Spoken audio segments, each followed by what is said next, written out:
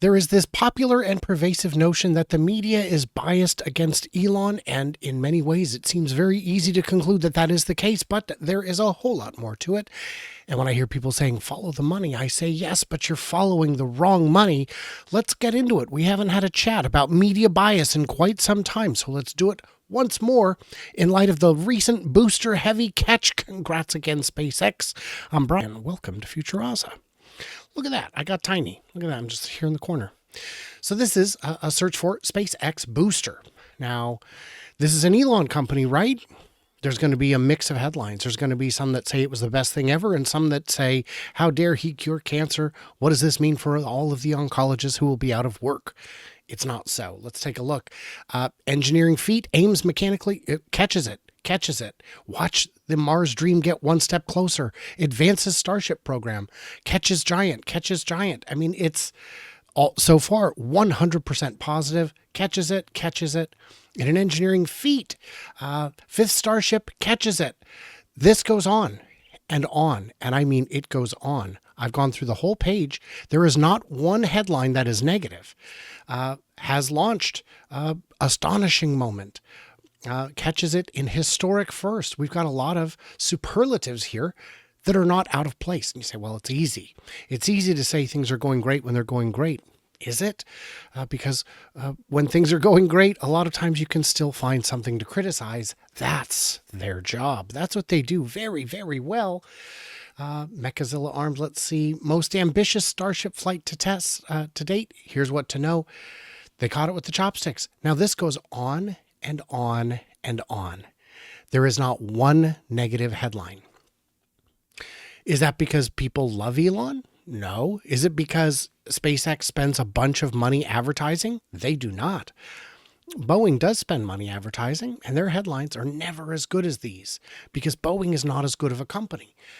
Now, as many of you may recall, I spent months covering news headlines, analyzing them every day. Dozens of headlines every day and quantifying them. I did that in an effort to find out who actually gets the best headlines and who doesn't and why. And what I found is that people who follow space topics are not the kind of people who click on clickbait, not the kind of people who buy into silly hyperbole. They are chasing the money, but the money that they're chasing isn't from the big moneyed interests, the political parties, any of that. The money that they're chasing is from clicks, just plain and simple clicks. So there is no reason to overthink it, to go beyond that. These are short-term thinkers. These publications are thinking short-term.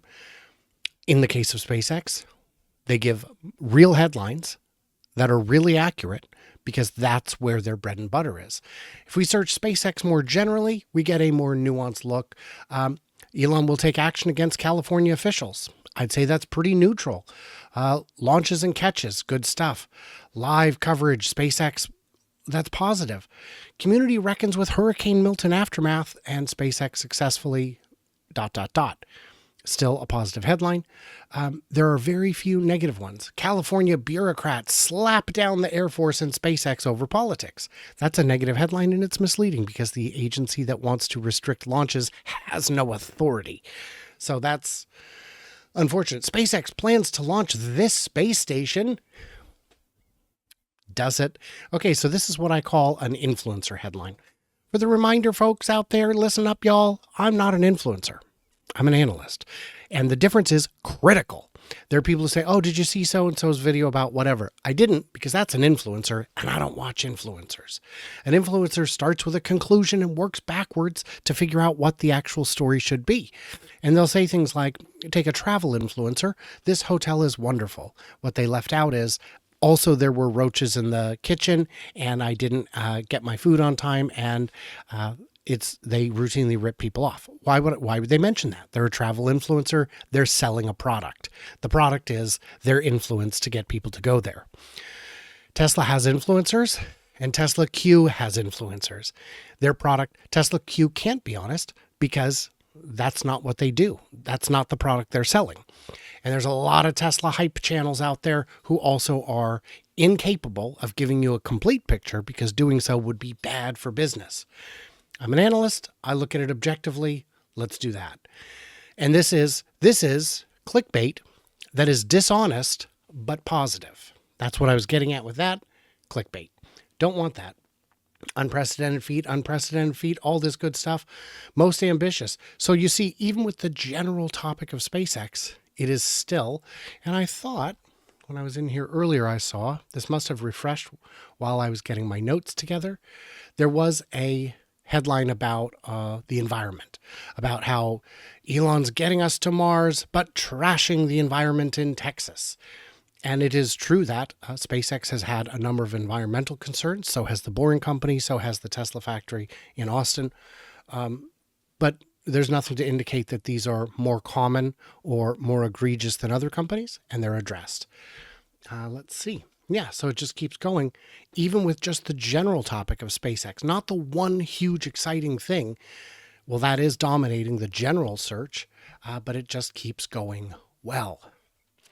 Now let's get to the Tesla headlines, because those are always a real pain. Apple car permits got canceled shortly before Tesla's autonomous robot unveil. Yeah, that is true but misleading. It's misleading in Tesla's favor, I guess. Got canceled. Well, they didn't apply for renewal, so they expired. Not quite true. iRobot director mocks Elon for ripping off the film, because let's face it, the robotaxi does look a bit like the Audi from iRobot, and the Robovan, a name that will never stick, also looks quite a bit like the robot transporter in iRobot, and the name of the event was We Robot. And very disappointed that the robot was not wee, but quite large, like human size. It's very, very unusual for oh yeah, that would be 2 E's in we. Okay, I get it now. 4 headlines about the director of that. Cybertruck too big and sharp for European roads. I mean, I guess I would still call that a negative headline. Tesla home checks on workers, home checks on workers on sick leave, defended by boss in Germany. I don't know, man. Whatever. Trump's niece says he's now owned by Elon Musk. Clearly not true. Just a couple days ago, Trump was on the campaign trail still talking smack about electric cars, whatever influence Elon had hoped to assert to persuade him to understand that electric cars are actually a good thing, appears to have been limited at best. Zoox taking a different approach. But remarkably, a lot of these headlines are quite good. These are Cybertrailer. I mean, these are pretty good. So the tide may be turning. Maybe people are getting a little less accepting of clickbait, of stories that don't make sense. Court rules against Tesla Sweden and license plate withholding suit. By the way, Tesla, best ever. They're breaking records in Sweden, so come on. They lost the top vehicle program manager behind the SNX Cybertruck and more. Yeah, people leave companies all the time. It's not unusual. Tesla is a meat grinder. It's a difficult place to work. No one pretends otherwise. But once you got that on your resume, doors open up in front of you. And then a handful of political things, but yeah, $65 million megapack project in Alaska. Fantastic. Recalls over laggy reverse camera 10 days ago. But you see, we're getting into some older stuff here. So really, I think the news is softening. I've considered restarting the bias tracker. I stopped because there was so much misinformation coming out from the people I was trying to help and defend.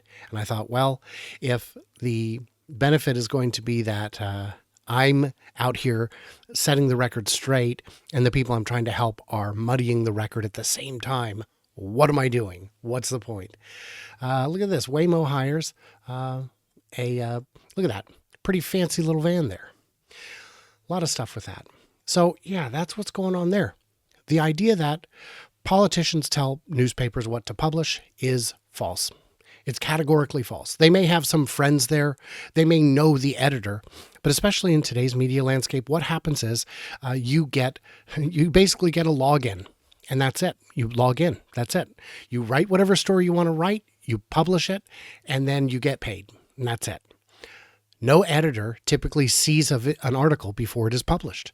And that's why a lot of times you'll see on Google News this very sensational headline, and you click on it and the headline has been changed because the editor saw it after it started to blow up and said, that is not the headline we are going with. That is dishonest.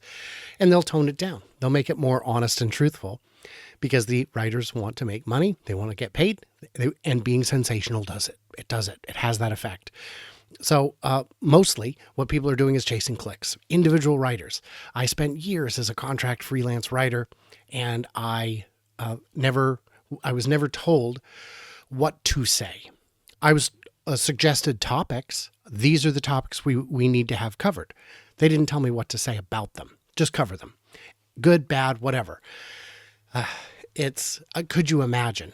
Now, I can imagine, because in China, that's what happens. You are told what to say, more or less, even if it's just more of a wink and a nudge, but you are told what to say. And as a result, BYD consistently enjoys the best, most favorable headlines that there are. If you look at the whole scale that I had, you would find at the top consistently was BYD, because all the stories from inside China were very favorable. Magic. Go figure. The government really likes BYD. It's their pet company. The headlines are positive. And then you get to the Western media, who could do their own work, or let's just read some articles and repackage it. If you're starting with a golden, sterling kind of beautiful thing, and you repackage it, it still comes out positive. Anyhow you slice it. So that is why BYD gets the best headlines. At the very bottom was Tesla. But not by much. Just above them was GM, who spends $1 billion a year in the US on ads. $1 billion. May I have some, please? I don't think that would help. I think that would, and we know it wouldn't help because they're still at the bottom of the barrel. Ford spends the same amount. They get the third best headlines behind BYD, SpaceX, and Ford. This is something I spent months tracking. It was a lot of work, but worth it.